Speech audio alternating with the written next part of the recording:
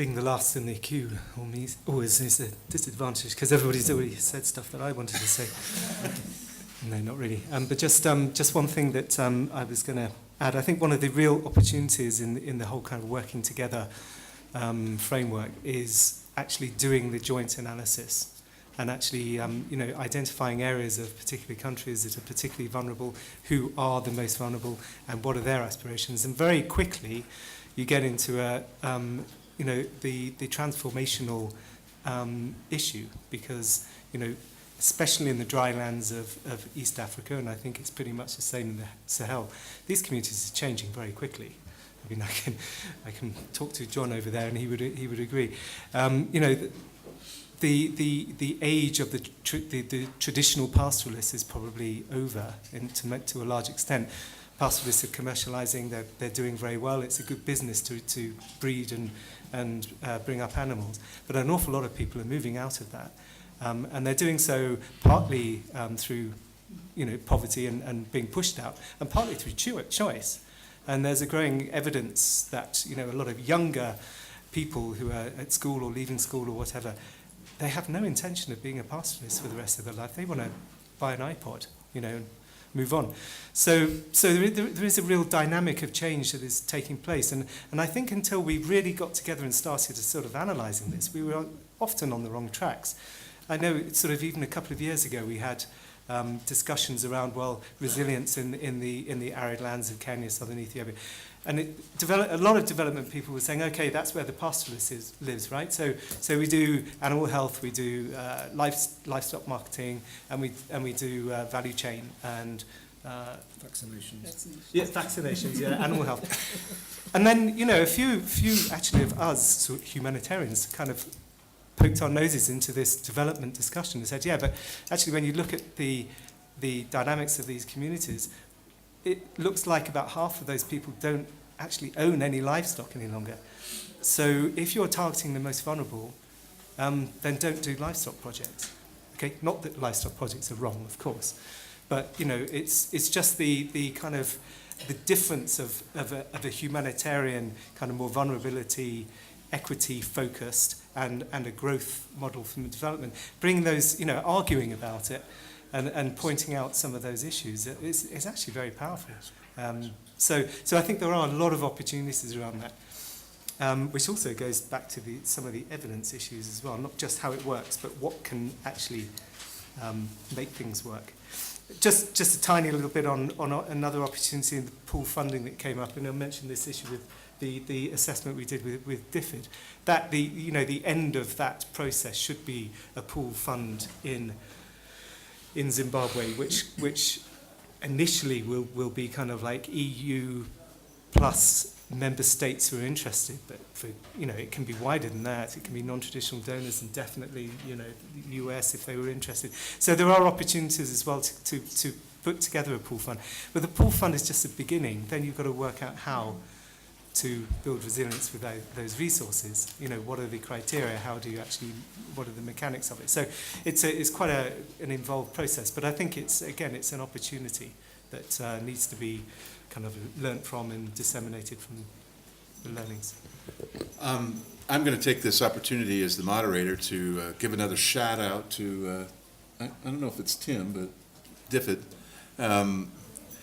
One of the innovations that I think that I've noticed in this area of resilience is this BRACE project that Tim has mentioned. And I think one of the things that's really interesting about that is they funded it in two phases. They funded it in one phase where you actually develop a concept note and you actually develop the project.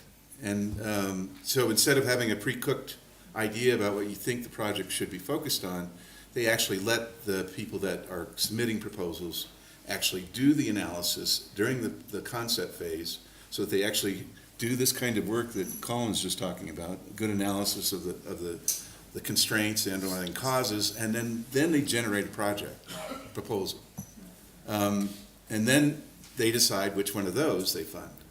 So it's an idea that I think could be spread across the different donors, that it gives you an opportunity to actually do that extra time needed to really understand what's going on in an area so that you can design a good resilience project that actually addresses the key leverage points that you need to be focusing on. And I encourage that, and it's my chance here at the podium to encourage other donors to think about that. And I know that AID is actually talking about this too. And Rockefeller does that. One is this idea of inception phase, which is great. I mean, you're actually putting the people who have the skills to do the analysis in charge of the analysis. It's fantastic. The other thing, coming off with David and some others in the room, of our recent launch in Niger. We had a series of partners that were already on the ground through Food for Peace Development Program, OFDA, other funding streams. We were procuring a new set of programs that eventually became a value chain program and a multi-sector resilience program. We put these procurements out through our normal process. We asked everybody to compete, including the people who were on the ground, people who weren't. They all competed with each other vigorously, investing their own money in the inception phase. And then we brought them together in a workshop in Niger and said, okay, competition's over, now collaborate. And it's hard enough to get people to work together and do joint activities and joint implementation. The fact that we are actually, through our procurement process, creating a bigger wall in this sense of proprietary approach and et cetera. So we've really got to fundamentally, if we're serious about having different sets of programs so that we don't view resilience as a project, but as a set of coordinated investments, we've got to think about how we actually create an environment that encourages people to share things like the Learning Consortium that Anne and others are involved in. We've got to support and help build that rather than have procurement processes that fundamentally undermine it. So it is definitely something we're looking at. And when we discussed it internally within USAID, we have good promise that the lab, which is a new entity within USAID, has some promising stuff to do in this regard. Just on the braced, I mean, I think it was very much that we were challenging the NGO community to do something differently, to do something bigger in consortiums, and we were very aware of history in the Sahel, that things were being repackaged and you know, sort of carrying on as before. And as we were challenging them to do things differently, I mean, we felt that the way that could happen was if they had a sort of an opportunity to lift their heads above the parapet, if you like. And I'm not saying, you know, good practice, things that are working, can you scale that up? And we also funded it, of course, as well. So they have funding to do that. And they're all doing very, very different things. Where there's a big consortium where they don't know each other, they're sort of building their, you know, the institution of the consortium. In some places where they're going in slightly different areas, they're doing consultancies and sort of, you know, community discussions. And you know, a number of other sort of nuances on the approach, and we weren't prescriptive about that. We said, you've got 6 months, you've got this amount of money, you know, go with it, and then come back with your original concept and how it's changed. And we're thinking more money might come back into the pot. Even some people are saying, you know, we're a little bit ambitious. In actual fact, we think we can do this cheaper to the same people. So I think it is, I don't know if it's an innovation or if it's a new way of working, but I think it's been really interesting. It's not finished yet, so we're learning from the inception phase, in fact.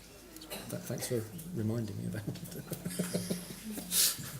Do you want to say something about No.